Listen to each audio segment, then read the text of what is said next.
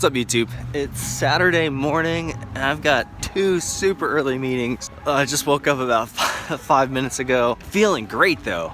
Got a banana. Meeting a new friend and then hanging out with an old friend.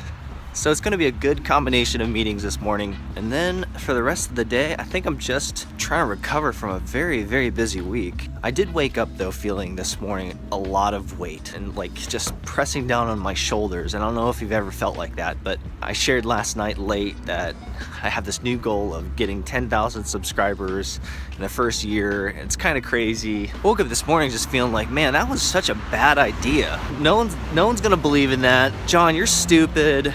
You shouldn't set goals like that. You're not gonna be able to do it. You're not gonna be able to make it. You should take that down. Part of the challenge of being a creator, an artist, part of the challenge of just being human, I think, is struggling with a lot of self-doubt. And I have a lot of it when I build stuff. It's ironic because I'll build stuff, I'll put it out there, and almost immediately I regret it. I'm just like, oh, I should never have done that. And I don't know if you struggle with that, but I woke up with just that feeling and weight on my shoulders this morning. And if you know what it's like, building something, creating something, being excited about sharing it with others, and then when you do, you immediately regret it. I know that feeling. It's really hard, but our job as artists, our job as creators is to continue to create stuff for ourselves and for others. That's it.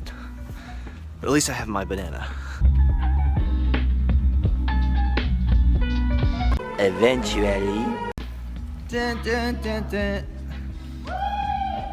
Taking the girls outside to the park for a much needed burn energy run, if you will, to give Sue a break. Probably grab some coffee and then got a bunch of editing to do. But first, story time.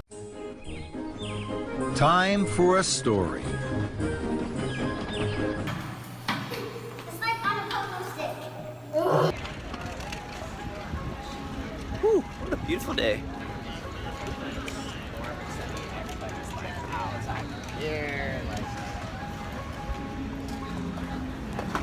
We did not die. Good, I'm glad that you didn't die. Can I get some coffee real quick? Yeah. All right, let me get some coffee real quick.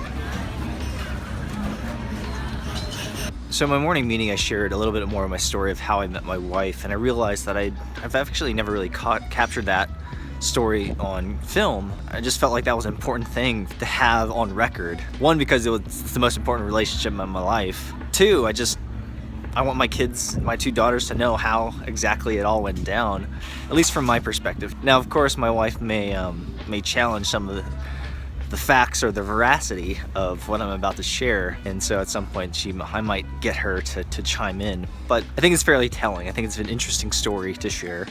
I think it's also indicative of who I am as a person. So you may actually learn a few things about the way that I go about assessing a challenge, diagnosing an issue, and problem solving my way through particular things that I want to achieve, if that makes any sense. And that sounds super lame, so maybe I'll just start from the beginning.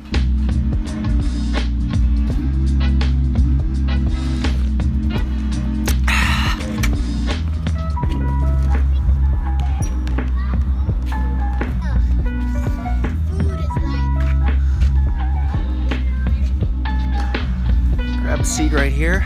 So I met my wife in college, and during the time I was actually on a break relationally. I had gone through a series of really bad relationships, very unhealthy, and I had taken a long break and had just decided that, I needed some time off, and I think that was good. I didn't have a timetable for it, but I just knew I needed a break. So I met her in my junior year of college, and so it was around this time where I decided, hey, I think I want to get back into the dating game. And of course, this is pre-Tinder. eHarmony and Match.com and plentyoffish.com were around. From my perspective, they weren't going to get the job done.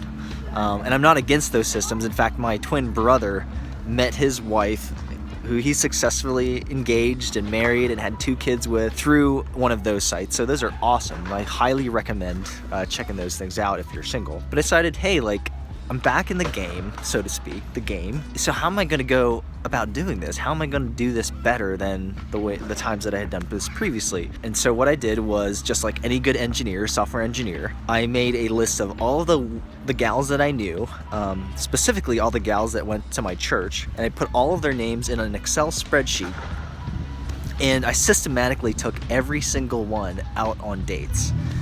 And if that does not describe the way that I process or encounter a new challenge or try to do problem solving, I don't know what is a better descriptor. And sure, looking back on it, it sounds really stupid, but at the time I thought it was genius. I systematically took every gal out on a date. It was some of the most fun that I've ever had in my entire life, for two reasons. The first is that it was very public, and so everyone knew what I was doing. There were no secrets, if you will, and that was helpful. Everyone just kind of knew, hey, John's looking for a partner, looking for someone to hang out with, hopefully long term, and there was no mystery around it. Which enabled number two is that I was able to walk into these dates with kind of both feet forward instead of your best foot forward, as they say. I was able to have both feet forward and just say, hey, let me have let my motivations and intentions be clear. I'm hanging out with you because I want to get to know you better, because I'm interested in finding a long-term partner. And some women were, a little bit, not all of them said yes, of course, but for the women that did, like, we had a lot of fun. It was great. It was very great. It was totally buttoned up, and I loved the process. I had a great time. And so I went through a number of iterations, like number of the gals. There's a big list. I went to this was like the largest Korean church on the eastern seaboard. So there's a lot of gals that I took out on dates. A number of them made it to the next round, and so I had this big funnel and I was paring it down. And long story short, my wife made it to round 3. She made it to round 3. And at that point, we had a very honest conversation. We looked at each other and we said, you know what, hey, this is great, but how do you feel about this so far? And we both came away with the same exact answer, which was, this was fun, but we don't feel like it's moving in that direction. We don't feel like it was moving with enough velocity to make sense going on to the 4th round. And so after 3 rounds of all these dates, I said, great, I have a good batch, if you will, of ladies who I'd like to get to know even further, but I'm going to take a little bit of a break. I took some time to do some mission work in Bosnia and Sarajevo, Bosnia, and so that really took me out for quite some time. But it was actually during that time period where I really was able to reassess, because I was 4,000 miles away, right on the other side of the world. I was able to really reassess that list. Came to the conclusion, to make a very long story short, that she was the one. He is the one.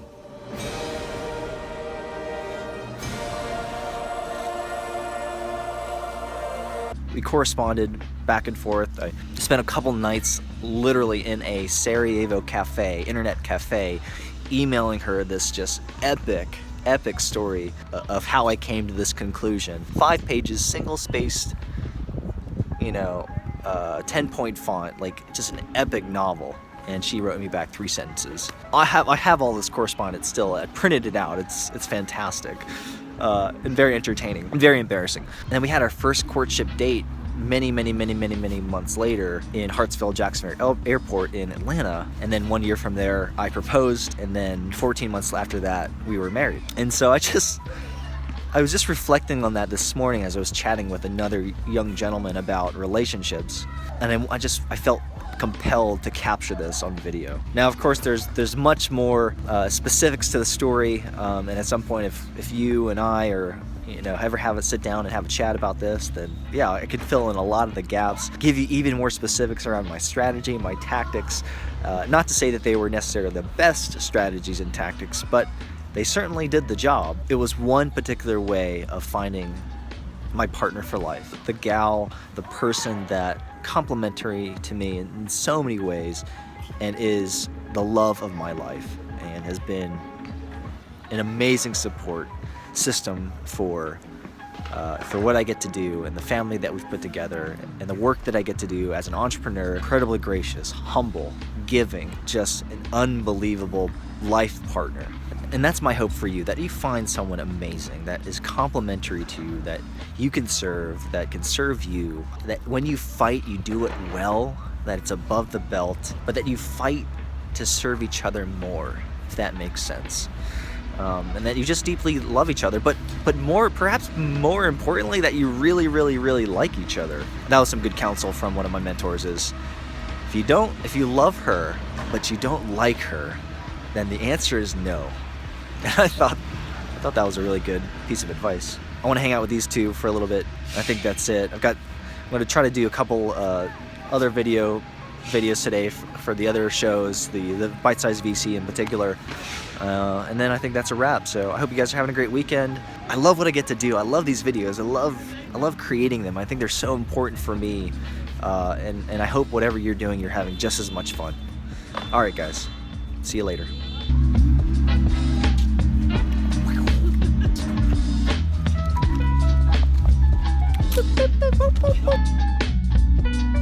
Okay, so of course this kicked off an interesting quest to see if I could find that journal, and I did. It's right in here, and there she is. Maybe I should take this out and take a look. Let's see. I journaled like a beast. And actually the letter that I wrote is right here. It's epic. Man, it's going down memory lane here. It's pretty cool. I've just been journaling for a long time. It's really good. It's really good stuff.